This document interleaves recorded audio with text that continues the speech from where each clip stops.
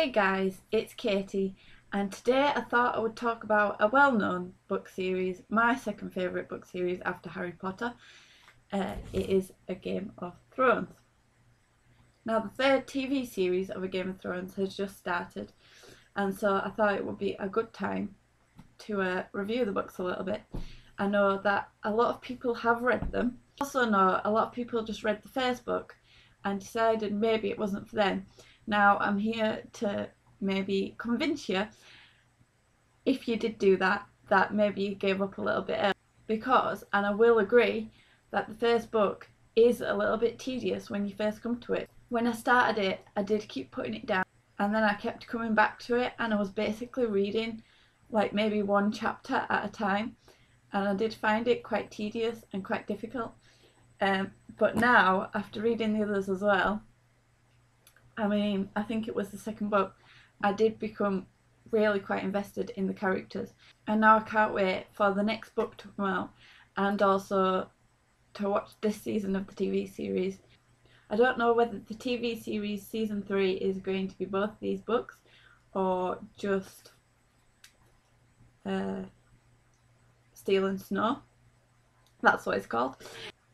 Saying that the first book was so hard to read, it is now, for me, the easiest one to read when going back and reading them, because it is the kindest to the readers. The other books are very brutal as a reader, and especially when you're so invested in the characters, and all you want to do is write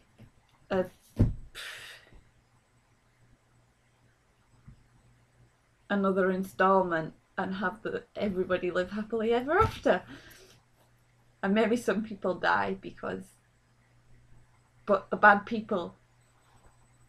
Now, I want to talk a little bit about the writing in this book. The use of foreshadowing is second to none that I have ever read. Now, I didn't catch a lot of the foreshadowing first time around. The second time, I caught a little bit more, and then I went on like the forums where they were all discussing it, and there was so much more that I missed, and it's just going back and looking at it, it is just pretty amazing.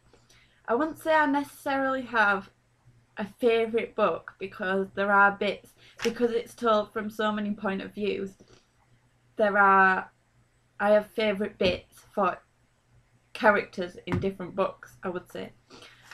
However, I do think the last book in the instalment, which is A Dance with Dragons, split into two again, possibly one of my favourite books overall.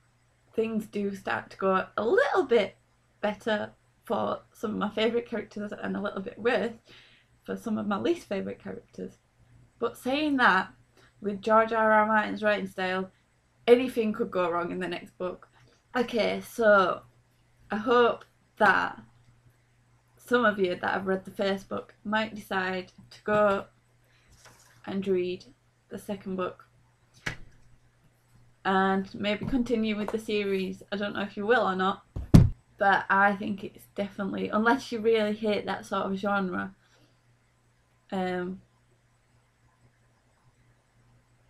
then I think it's well worth continuing with the second book.